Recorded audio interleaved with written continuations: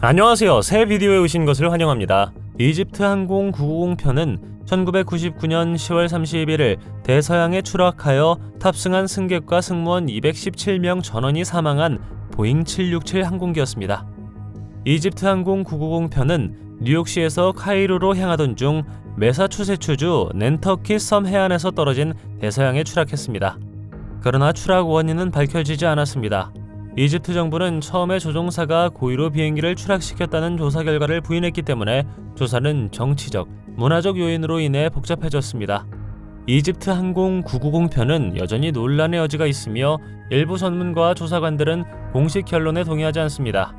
일각에서는 미국 정부가 역할을 했을 수도 있고 은폐 작전이 있었을 수도 있다고 주장하기도 했습니다. 불행히도 오늘날까지 그날 정확히 무슨 일이 있었는지는 미스터리로 남아 있습니다. 이 채널이 처음이신가요? 구독과 좋아요, 알림 설정 부탁드리겠습니다. 이 저주받은 웨딩드레스는 앤 베이커라는 상심한 소녀의 것이라고 합니다. 부유했던 그녀의 가족은 펜실베이니아의 베이커 맨션에 살았는데 지금은 박물관이 되었습니다. 어린 앤 베이커는 아버지의 하인 중 한 명과 사랑에 빠졌지만 불행히도 그녀의 아버지는 절대 허락하지 않았습니다. 그녀의 아버지는 그들을 갈라놓기로 결심했고 1848년 세상을 떠날 때까지 성공합니다. 얼마 지나지 않아 앤은 사랑하는 남자를 방문했지만 그가 이미 결혼한 상태였다는 사실을 알게 되었습니다. 앤 베이커는 그 소식을 감당할 수 없어 화가 나고 우울해졌습니다. 그녀는 웨딩드레스를 입기로 결심하고 세상을 끝날 때까지 저택에서 며칠 동안 춤을 추기 시작했습니다. 현대 박물관의 직원들은 가끔 웨딩드레스가 춤추는 것을 보고 이것이 앤의 영혼일 수 있다고 생각한다고 합니다. 일부 맥도날드 레스토랑에는 일반적인 2개 대신 하나의 황금 아치만이 있는 현상이 있는데 이를 유니 브랜드 디자인이라고 합니다. 이것은 특히 전 세계적으로 거의 동일한 패스트푸드 체인의 경우 이상하게 보일 수 있습니다. 그러나 사라진 아치는 자금 부족 때문이 아니므로 다른 이유가 있을 수 있습니다. 현실의 의문을 품게 만들 수 있지만 일부 맥도날드 매장이 단일 브랜드 디자인을 선택하는 데에는 몇 가지 이유가 있습니다. 수년에 걸쳐 맥도날드는 프랜차이즈 가맹점이 레스토랑 간판에 독특한 디자인을 요청할 수 있도록 허용하여 독특하고 창의적인 디자인을 이끌어냈습니다. 이로 인해 다양한 맥도날드 간판이 생겨났으며 그중 일부는 더 전통적이고 다른 일부는 매우 파격적입니다. 1911년 남극 대륙의 탐험가들이 기괴한 폭포를 발견했습니다. 우리 모두는 남극 대륙이 얼음으로 뒤덮인 곳이라는 것을 알고 있습니다. 이곳에서는 모든 것이 얼어야 하지만 맥머도의 드라이밸리에 위치한 이 폭포는 신비한 핏빛 붉은색을 띠고 있습니다. 이것은 수년 동안 과학자들을 어리둥절하게 만들었는데 어떻게 이것이 가능할까요? 처음에 그들은 근처에 자라는 홍조류 때문일 것이라고 생각했습니다. 다른 전문가들은 이것을 믿지 않았고 계속해서 답을 찾고 있습니다. 최근에 그들은 핏빛 폭포의 색깔에 대한 더 나은 이유를 찾았다고 생각했습니다. 그들은 짠 소금물에 있는 산화된 철 때문이라고 생각합니다. 철이 녹슬기 시작하면 짙은 붉은색으로 변하는 것에 비유할 수 있습니다. 또한 빙하 아래에 강과 호수가 철분이 매우 풍부한 소금물로 가득 차 있다는 것을 발견했습니다. 공룡들은 소를 잡아먹었고 당연히 인간도 잡아먹었겠지만 다행히 우리는 이 거대한 포식자들과 공존하지 않았습니다. 조류가 아닌 마지막 공룡은 약 6,500만 년 전 백악기 말에 멸종했습니다. 이와는 대조적으로 현생 인류는 약 30만 년 전에 출현했습니다. 이것은 우리 사이에 최소 6,470만 년의 차이가 있다는 것을 의미합니다. 하지만 과학이 틀렸다면 어떨까요? 잉카 문명은 남아메리카에 존재했던 고대 문명으로 15세기에서 16세기 사이에 안데스 지역의 대부분을 지배했습니다. 그러나 1960년대와 1970년대에 일부 과학자들은 페루의 이카 지방에서 새겨진 돌 컬렉션을 발견했습니다. 잉카의 돌은 일종의 화산 응애암으로 만들어졌으며 동물, 사람, 풍경 등 다양한 이미지가 새겨져 있습니다. 잉카 돌의 가장 논란의 여지가 있는 부분은 그중 일부가 공룡을 묘사하고 있다는 것인데 일부 사람들은 이것이 잉카 문명이 공룡과 공존했다는 증거라고 제안합니다. 잉카 돌에 새겨진 조각은 매우 상세하며 티라노사우루스 렉스, 스테고사우루스, 트리케라톱스를 포함한 다양한 공룡을 보여주는 것처럼 보입니다. 일부 돌은 공룡을 타거나 사냥하는 것과 같이 공룡과 상호작용하는 사람들을 묘사합니다. 이것은 우리가 알고 있는 역사가 다시 쓰여져야 한다는 것을 의미하며 잉카 문명이 공룡과 상호작용했다고 생각하게 만듭니다. 여러분의 생각은 어떠신가요? 다음 비디오는 1970년대 독일 저널리스트 랄프 울슨이 촬영한 다큐멘터리의 오래된 클립입니다. 그것은 공중부양을 할 수 있는 무당이라고 주장하는 아프리카 남자를 보여줍니다. 공중부양은 마술이나 명상을 통해 사람이나 물체를 공중에 띄우는 행위입니다. 과학은 공중부양이 존재한다는 증거는 없으며 마술, 환상 또는 환각을 통해서만 가능한 것처럼 보인다고 말합니다. 물론 이 무당이 어두워질 때까지 기다렸다가 그의 행동을 한 것은 이상한 일입니다. 그는 또한 불의 고리 속에 서 있습니다. 거기에 무언가가 숨겨져 있을 가능성이 있습니다. 존경받는 독일 기자가 이 영상을 가지고 돌아왔을 때 많은 사람들은 그가 그의 명예를 더럽혔다고 확신했습니다. 호버링이 가능한지 아닌지 어떻게 생각하시나요? 댓글로 알려주십시오. 2011년 11월 러시아의 외딴 마을에서 한 농부가 그의 일상 업무로 바빴을 때 갑자기 폭발이 그의 집을 흔들었습니다.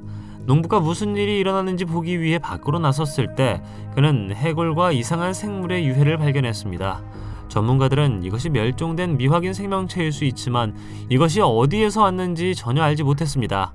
한 이론에 따르면 미확인 생명체는 얼음에서 나왔을 수 있습니다. 생명체를 조사한 후 연구원들과 과학자들은 깊은 우려를 하게 되었습니다. 그들은 이 생명체의 기원을 알아낼 수 없었고 일부는 이것이 외계 생명체였을 수 있다고 추측합니다. 다른 어떤 사람들은 이것이 미확인 멸종동물이었을 수도 있었다고 말합니다. 그러나 이것은 여전히 그의 집 밖에서 폭발과 그 생명체의 갑작스러운 출현에 대한 이야기를 설명하지 못합니다. 이것은 매우 독특한 이야기이고 현재까지도 불가사의한 생명체가 무엇인지는 불분명합니다. 산티아고 513편의 이야기는 수년 동안 온라인과 다양한 매체를 통해 널리 유포되었습니다. 1954년 9월 4일 독일 아헨에서 브라질 리우데자네이루로 비행 중 사라진 브라질 항공사 VASP의 상업용 항공기였습니다. 이 비행기는 88명의 승객과 승무원이 타고 있었으며 이야기에 따르면 비행기는 35년 후인 1989년 10월 12일에 다시 나타났다고 합니다. 이상하게도 비행기는 승객과 승무원 88명 전원이 타고 있는 상태로 브라질의 포르투 알레그레에 착륙했다고 합니다. 승객과 승무원은 건강이 양호하여 하루도 늙지 않았으며 실종된 세월을 기억하지 못하는 것으로 전해졌습니다. 이 이야기는 수년에 걸쳐 다양한 형태로 다시 전해졌으며 일부 버전에서는 항공기가 정글에 버려진 채 발견되었거나 수십 년 후에 다시 나타나기 전에 바다에 추락했다고 주장되었습니다. 에나벨 인형은 실제로 영화 시리즈에 등장하기 때문에 아마도 세계에서 가장 유명한 유령의 물건 중 하나일 것입니다. 인형은 1970년 한 간호사에 의해 발견되었는데 간호사는 인형이 이상하게 행동한다고 보고했습니다. 그녀는 그것을 소파에 놓아두었다가 나중에 침실에서 발견했습니다. 그리고 그녀는 심지어 도와주세요 라는 단어가 적힌 종이를 발견했습니다. 오늘날 이 인형은 초자연적 현상 연구자인 에드 워렌과 로레인 워렌의 오컬트 박물관에 수년 동안 안전하게 보관되어 있습니다. 현재 박물관을 관장하고 있는 사위에 따르면 실제 에나벨은 영화에서 정확하게 재현되었지만 단 한 가지 차이점이 있다면 그녀의 외모라고 합니다. 그녀를 큰 눈을 가진 도자기 인형으로 묘사한 영화와 달리 실제 인형은 완전히 순진해 보입니다. 그녀의 순진한 외모와 달리 인형 안에는 에나벨이라는 영혼이 살고 있다고 합니다. 오스카는 2005년부터 2020년 세상을 떠날 때까지 미국 로드 아일랜드의 요양원에 살았던 치료 고양이였습니다. 이 고양이는 말기 환자의 임박한 죽음을 예측하는 비범한 능력으로 유명했습니다. 보도에 따르면 오스카는 종종 죽음을 앞둔 환자들 곁에서 잠을 자곤 했는데 그는 살 날이 얼마 남지 않은 환자들을 더 좋아하는 것 같았습니다. 오스카의 행동을 관찰한 의사와 간호사들은 그의 정확성에 주목했습니다. 오스카의 이야기는 다양한 뉴스 출처와 과학 기사에 등장하여 동물 행동을 연구하는 연구자들 사이에서 상당한 관심을 불러일으켰습니다. 어떤 사람들은 고양이가 사람의 신체 화학 반응을 감지할 수 있는 강한 후각으로 알려져 있기 때문에 오스카의 행동이 그의 예민한 후각 때문일 수 있다고 말했습니다. 바르사 켈메스는 중앙아시아의 아랄해에서 가장 큰 섬일 뿐만 아니라 세계에서 가장 신비한 섬 중 하나이기도 합니다. 세월이 흐르면서 신비로움 때문에 돌아올 수 없는 섬이라는 별명이 붙었습니다. 오늘날에는 더 이상 섬이 아니지만 기후변화로 인해 주변물이 빨려 들어가 고원으로 변했기 때문에 많은 사람들이 여전히 섬이라고 부릅니다.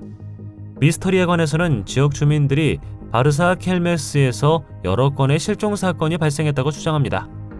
일부 이야기에는 온 가족이 그 장소를 방문하고 돌아오지 않는다고 말합니다. 또한 한 무리의 사람들이 몇 달 동안 섬에 머물렀고 집으로 돌아왔을 때 수십 년이 지났다는 것을 알고 충격을 받았다는 신비한 이야기가 있습니다. 그래서 섬은 시간을 멈추게 하거나 느려지게 할 수 있다고 퍼져 있습니다. 이것은 자연현상이며 브라질의 도시 마나우스 근처에서 두 강이 합류하는 곳입니다. 리오네그로의 짙은 차색물이 솔리몽에스 강의 모래투성이 진흙물과 만나 색상에 눈에 띄는 대조를 이루는 지점입니다.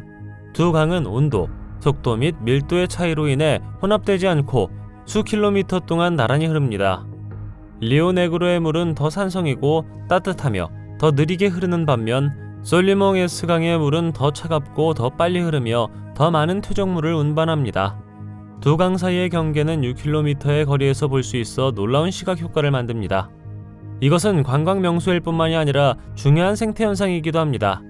두 강 사이의 수질 화학적 차이는 물고기, 거북이, 강 돌고래를 포함한 다양한 수생 생물에게 서식지를 만듭니다.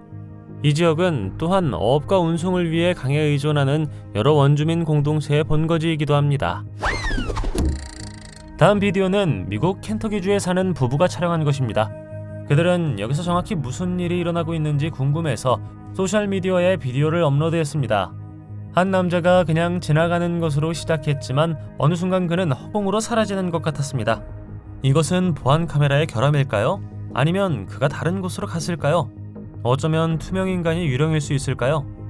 켄터키주에서 온 그 부부만 이와 같은 일을 겪은 것은 아니었습니다. 레딧에서 찾은 또 다른 비디오는 에릭31이라는 남자가 올린 것입니다. 오늘날 대부분의 사람들처럼 그도 현관문 옆에 보안 카메라를 걸고 있습니다. 이 비디오에서 우리는 한 남자가 걸어가다가 갑자기 사라지는 것을 볼 수 있습니다. 이것이 유령일까요? 아니면 보안 카메라의 결함일까요? 어떻게 생각하시나요? 이 사진은 한 여성이 자신의 사랑하는 개의 재를 흩뿌리는 가슴 따뜻하고 가슴 아픈 순간을 포착한 것인데, 놀랍게도 공기 중에 재 입자들이 개의 모습을 하고 있습니다. 이 재에 의해 추정되는 모양은 매우 특이하고 자주 관찰되지 않는다는 점을 언급할 필요가 있습니다. 댓글에 많은 사람들은 이것이 천국에 가기 전 마지막으로 주인에게 자신을 보여주고 싶어하는 개의 영혼이라고 믿습니다. 이것은 우연의 일치일 수도 있습니다. 하지만 사진이 찍힌 시기를 포함하여 이것은 꽤 많은 우연을 요구할 것입니다. 여성은 자신이 재를 흩뿌린 장소가 자신이 가장 좋아하는 공원이라고 공유했습니다. 아마도 바람이 재를 개의 모습으로 만드는 데 역할을 했을 것입니다. 하지만 만약 위에서 온 신호라면 이것은 정말로 믿을 수 없을 것입니다. 어떻게 생각하시나요? MH370으로도 알려진 말레이시아 항공 370편은 2014년 3월 8일 말레이시아 쿠알루룸푸르에서 중국 베이징으로 비행하던 중 실종된 보잉 777 항공기였습니다. 비행기의 실종은 한국 역사상 가장 미스터리한 사건 중 하나로 남아있으며 탑승자 239명의 운명은 알려지지 않았습니다. 새벽 1시쯤 말레이시아 시간으로 MH370은 남중국해 상공을 비행하고 레이더 화면에서 사라졌습니다. 항공기의 마지막으로 알려진 위치는 말레이시아와 베트남 사이였습니다. 실종 후 여러 국가가 참여하는 광범위한 수색 및 구조 작업이 시작되었지만 항공기나 잔해의 흔적은 발견되지 않았습니다. 조종사의 무력화, 기계적 결함, 납치, 심지어 UFO나 정부기관의 개입을 포함하여 비행기에 무슨 일이 일어나는지에 대한 수많은 이론이 있습니다. MH370 실종 사건에 대한 조사는 여전히 진행 중이며 전 세계 여러 기관과 전문가들이 참여하고 있습니다. 말레이시아 정부는 이 사건에 대한 여러 보고서를 발표했지만 항공기 실종 원인을 파악하지 못했습니다. 바사노 꽃병은 가장 신비한 저주받은 물건 중 하나입니다. 15세기에 만들어졌다고 알려져 있지만 요즘에는 꽃병의 위치가 어디인지 알 수 없습니다. 이야기에 따르면 꽃병을 손에 넣은 사람은 누구나 쓰라린 운명을 겪었습니다. 이 꽃병은 이탈리아 나폴리에 사는 젊은 신부의 결혼 선물이었다고 합니다. 보낸 사람은 알 수 없었고 여자는 결혼식에 오지 않았습니다. 바사노 꽃병은 가족에게 전해졌는데 가족은 알 수 없는 이유로 사망했다고 합니다.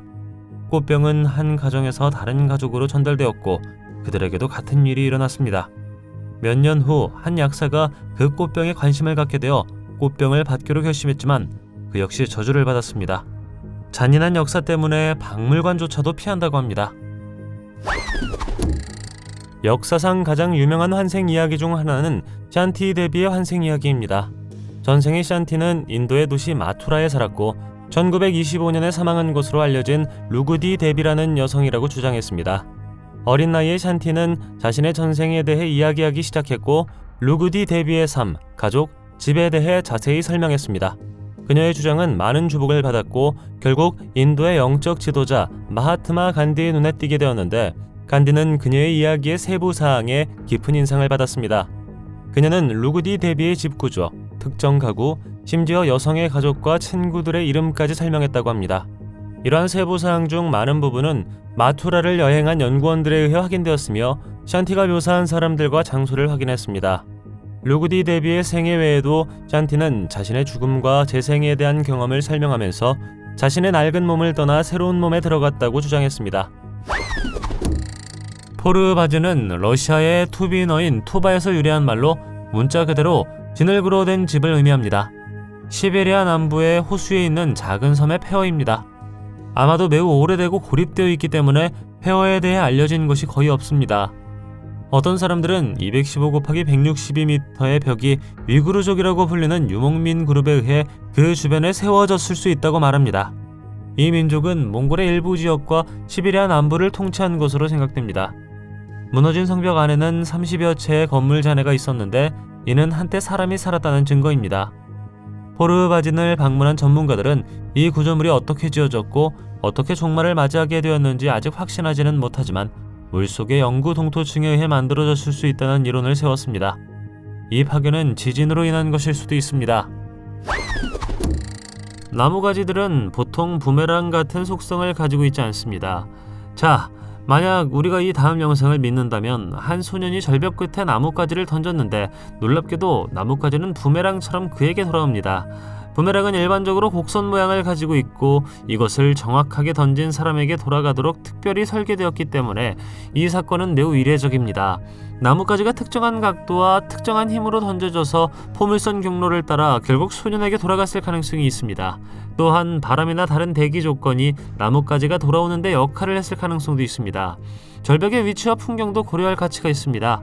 특정한 지역의 지리에 따라 이런 현상이 발생한 특정한 자연적 특징이나 현상이 있을 수 있습니다. 예를 들어 이 절벽이 독특한 바람 패턴이나 조류를 가진 지역에 위치했다면 이것은 나뭇가지의 특이한 행동에 역할을 했을 수도 있습니다. 여러분은 어떻게 생각하시나요? 다음 동영상은 2017년 언젠가 유튜브에 업로드되었는데 반은 개이고 반은 인간 같은 생물이 네 발로 걷는 것을 볼 수 있습니다. 이 비디오는 남아프리카 공화국 림포포에 있는 탄업 공장 근처 어딘가에서 촬영되었습니다. 댓글에 일부 사람들은 신비한 생물을 도그맨이라고 부르기로 했습니다. 얼핏 보면 평범한 개나 늑대처럼 보일 수 있습니다. 그러나 이미지를 더 명확하게 보면 정말 기괴하고 무섭게 보입니다. 이 생물이 다른 개들과 함께 태그를 붙이는 방식은 충분히 기괴해 보입니다. 이 비디오는 그 지역의 지역 주민들이 생물을 목격했다고 보고했으며 심지어 두려운 근접 조우도 했다고 주장하여 이야기를 더 믿을 수 있게 만들었습니다. 지역 주민들은 이런 식으로 개들과 더 잘 접촉하려고 노력하는 사람이 필립 올리펀트라는 사람이라고 말했습니다. 사실일 수도 있지만 여전히 모든 사람들이 이 이야기를 믿는 것은 아닙니다. 여러분은 어떤가요? 1986년 11월 17일 일본 항공 1628편과 관련된 UFO 사건이 발생했습니다. 비행기는 파리에서 도쿄로 가는 화물 항공편이었으며 아이슬란드 레이캬비크를 경유했습니다. 비행기가 알래스카에 접근했을 때 승무원들은 하늘에서 자신들을 따라오는 듯한 이상한 물체를 보았다고 보고했습니다. 그 물체는 가장자리를 따라 한 줄의 빛이 있는 크고 반짝이는 금속 공예품으로 묘사되었습니다. 승무원들은 처음에는 그 물체가 군용기일 수 있다고 생각했지만 그것이 가까워지면서 더 걱정하게 되었습니다. 그들은 그 물체가 그들이 이제까지 본 어떤 항공기보다 컸으며 그것이 불규칙하고 빠르게 움직이고 있었다고 보고했습니다. 승무원은 항공교통관제소에 연락하여 물체를 보고했으며 근처에 있던 다른 항공기 2대에서도 사고가 목격되었습니다. 이 사건에 대한 대대적인 조사가 시작되었고 결국 그 물체는 미확인 비행물체로 밝혀졌습니다. 이것은 상당한 언론의 주목을 받았으며 역사상 가장 유명한 UFO 목격 사례 중 하나로 남아있습니다.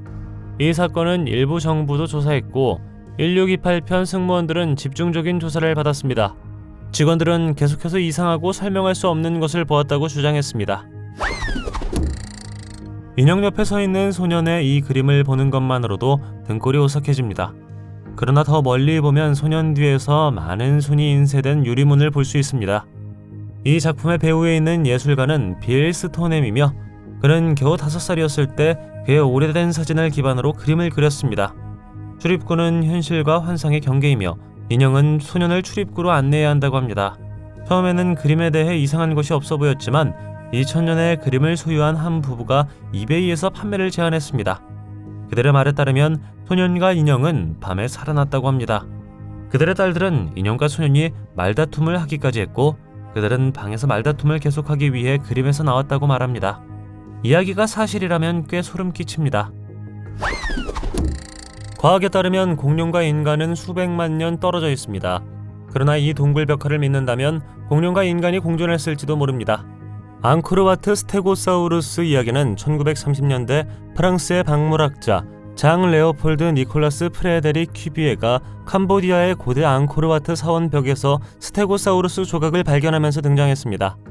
퀴비에는 선사시대 동물에 대한 연구로 유명했으며 그 조각은 스테고사우루스가 인간과 함께 살았을 수 있다는 증거를 주장했습니다. 이 모든 것 중 가장 이상한 부분은 스테고사우루스 화석이 앙코르와트 주변 지역이나 일반적으로 동남아시아에서 발견된 적이 없다는 것입니다. 스테고사우루스는 약 1억 5,500만 년에서 1억 5천만 년 전인 쥐라기 후기에 살았던 초식동물이며 앙코르와트 사원을 세운 크메르 문명은 약 2000년에서 4000년 전에 번성했습니다. 그렇다면 이 사람들은 어떻게 스테고사우루스를 정확하게 묘사할 수 있었을까요? 공룡은 훨씬 나중에 멸종했고 인간과 함께 살았을까요?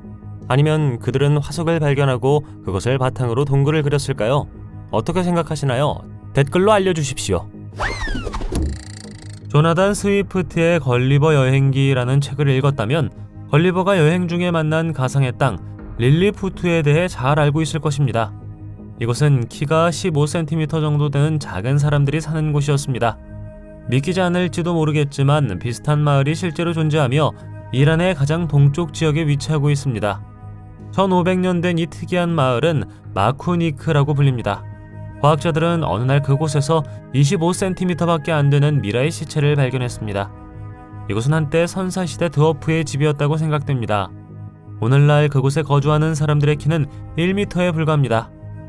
불행히도 마쿠니크의 환경은 생존에 너무 좋지 않습니다. 이곳에는 식량 자원이 제한되어 있고 농사는 적합하지 않습니다. 게다가 근처의 식수원은 수온으로 오염되어 있습니다. 인간 모양의 센토리페 마을은 이탈리아 시칠리아의 센토리페 마을에 위치한 고고학 유적입니다. 이곳은 인간 형상으로 설계된 고대 도시의 독특한 레이아웃 이름을 따서 명명되었습니다. 이 도시는 기원전 4세기의 독특한 예술적 스타일로 유명한 시큘리로 알려진 시칠리아 부족에 의해 지어졌습니다. 도시의 배치는 인간의 형태를 모방하도록 신중하게 계획되었으며 거리와 건물은 사람의 몸과 팔다리로 배열되었습니다. 인간 인물의 머리는 주요 건물과 사원에 위치한 마을의 가장 높은 지점에 위치했습니다. 인물의 팔과 다리는 상점, 주택 및 공공건물로 가득 찬 주요 거리를 표현하였습니다. 인간 모양의 센토리페 마을은 고대 도시 계획의 놀라운 예이며 고대부터 시칠리아 예술과 건축이 가장 잘 보존된 사례 중 하나로 간주됩니다. 1995년 9월 21일은 인도에서 중요한 날이었으며 특히 뉴델리의 슈리두르가 비슈누 사원에서 그러했습니다. 이날 신자들은 가네샤 동상이 행한 기적을 목격했습니다. 현지 남자가 아침 일찍 사원 사제를 깨워 가네샤 동상이 우유를 마시고 있다고 보고했습니다. 가네샤는 일반적으로 코끼리 머리로 인식되는 힌두교 신입니다. 그는 지성과 지혜의 신이자 예술과 과학의 수호자로 존경받고 있습니다. 목격자들은 그들이 조각상에게 우유 한 숟가락을 먹이고 있었고 그것을 그의 트렁크 밑에 놓았다고 말했습니다. 놀랍게도 우유는 마치 가네샤가 모든 것을 빨아들이는 것처럼 사라졌습니다. 그 후 많은 신자들이 가네샤에게도 우유를 바치기 위해 타원으로 달려갔습니다.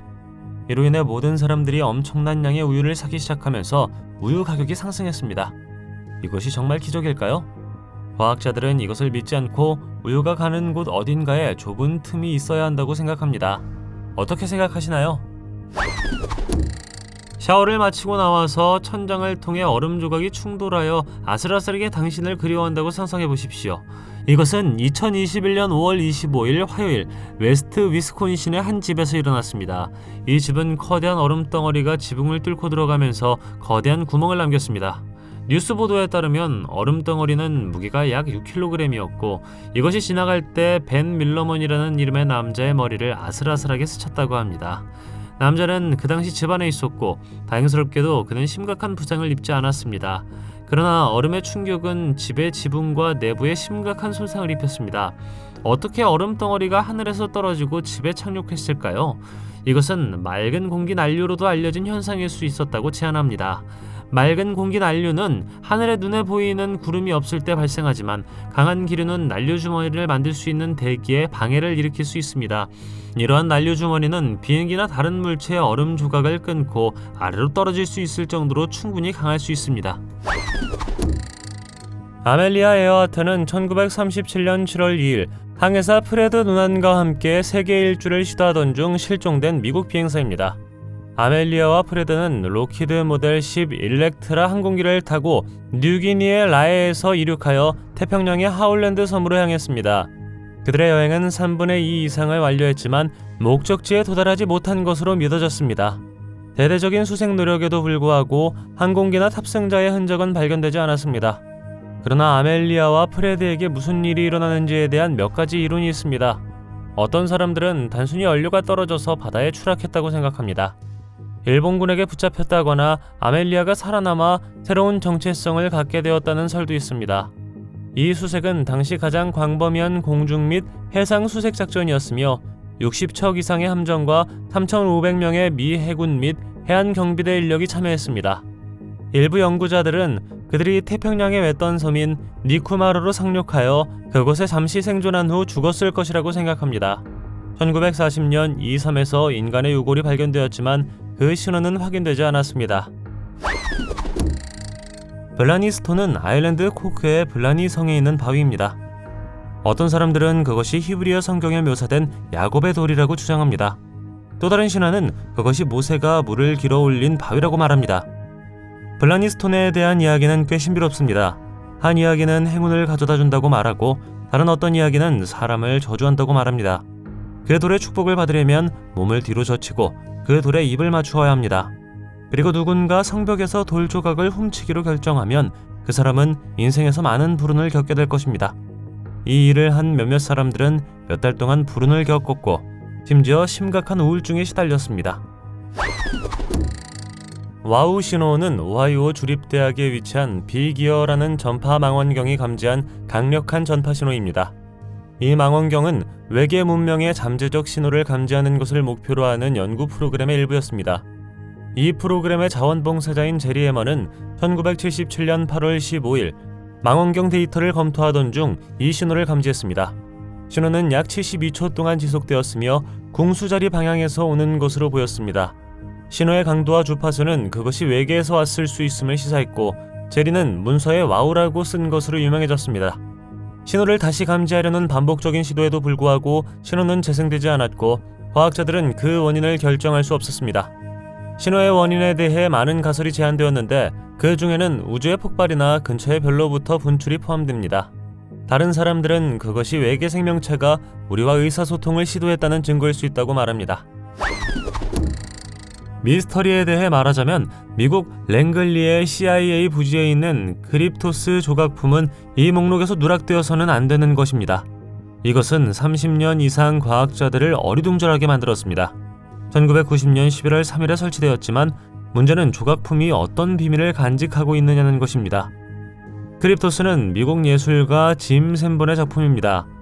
이것은 물, 나무, 녹색 화강암 등을 포함한 다른 요소와 함께 4개의 동판으로 구성된 설치물입니다. 수수께끼는 판에 있는 1800개의 표시에 있는데 짐은 그 판에 4개 암호화된 메시지가 들어있다고 믿습니다. 수년에 걸쳐 그것을 해결하는 방법을 아는 사람들에 의해 3가지가 해독되었습니다. 첫 번째 메시지는 짐이 직접 쓴 시적인 구절인 것 같았고, 두 번째는 묻힌 물건에 관한 것이었고, 세 번째는 투탕카멘 왕의 무덤이 열리는 것에 대한 내용이었습니다. 그러나 네 번째는 아직 밝혀지지 않았으므로 수수께끼로 남아있습니다.